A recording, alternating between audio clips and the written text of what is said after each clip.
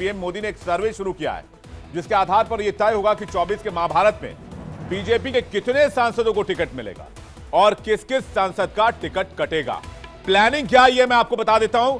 शायद आपको इस बात की जानकारी किसी और चैनल पर नहीं मिले, लेकिन मैं आपको बताता हूं कि डिजिटल रिपोर्ट कार्ड कैसे तैयार कर रहे हैं प्रधानमंत्री नरेंद्र मोदी।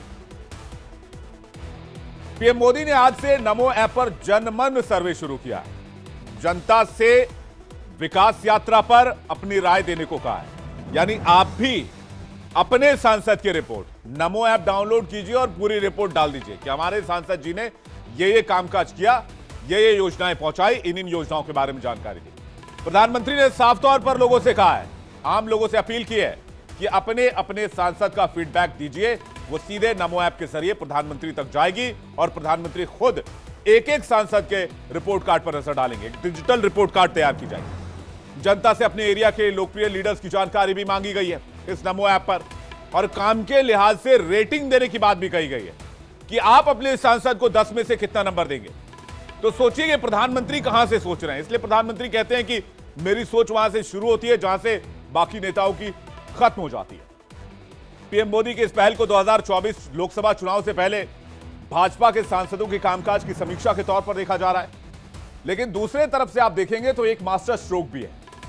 चुनाव विश्लेषक नमो ऐप के जरिए लोकप्रिय नेता की जानकारी मांगने की पहल को 2024 के लिए जिताऊ प्रत्याशी खोजने के तौर पर भी देख रहे हैं। पीएम मोदी ने एक्स पोस्ट के जरिए जनमन सर्वे के बारे में जानकारी भी दी और उन्होंने लिखा एक्स पोस्ट पर, क्या लिखा आइए देखते हैं।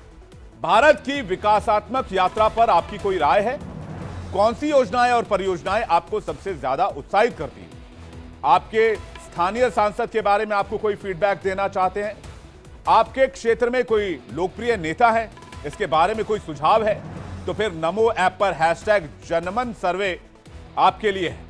इसमें हिस्सा लीजिए और अपने इलाके के नेताओं के बारे में, अपने इलाके के सांसदों के बारे में राय दीजिए। यह एप्लीकेशन कुछ इस तरह से दिखता है जिसकी तस्वीर अभी हमने आपको दिखाई। ये देखिए वो नमो ऐप, और यहां नमो ऐप इसे आप गूगल प्ले स्टोर से और आईफोन के ऐप स्टोर से डाउनलोड कर सकते हैं और डायरेक्ट जाकर अपने सांसद की रिपोर्ट कार्ड भर दीजिए। आपको बता दें कि नमो ऐप के जरिए पीएम मोदी अपनी योजनाओं से लेकर अपने कार्यक्रम के बारे में सुझाव मांगते रहते हैं, और अब यही ऐप तय करेगा कि लोकसभा चुनाव में किस सीट पर बीजेपी का कौन सा कैंडिडेट होगा। क्योंकि बीजेपी ने तय कर लिया है कि मोदी की गारंटी वाली गाड़ी जहां भी नहीं पहुंची है उस सांसद को इस बार वो अपना चेहरा नहीं बनाएगी, और मध्य प्रदेश, छत्तीसगढ़ और राजस्थान की तरह नए चेहरों पर दाव लगाकर 24 में मिशन 400 को कामयाब बनाएगी। इसलिए कहा यह जा रहा है कि मोदी की गारंटी मतलब विपक्ष के लिए खतरे की घंटी। मेरे पास जो कुछ भी है वो आपका दिया हुआ है, वो देश का दिया हुआ है। ये लोग मेरे पीछे पड़ेंगे, मेरी कब्र खोदने की धमकी दे देंगे, मेरे खिलाफ साजिश रचेंगे, लेकिन उन्हें पता नहीं है जो डर जाए वो मोदी नहीं हो सकता।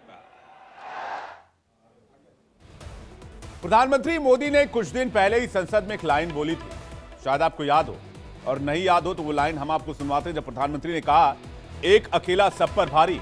अब बीजेपी के नेता पीएम मोदी के इसी लाइन का जमकर प्रचार कर रहे हैं और ये बताने की कोशिश हो रही कि पूरा विपक्ष मिलकर भी मोदी को रोक नहीं पाएगा। देश देख रहा है, देश देख रहा है, एक अकेला कितनों को भारी पड़ रहा है, एक अकेला कितनों को भारी पड़ रहा है।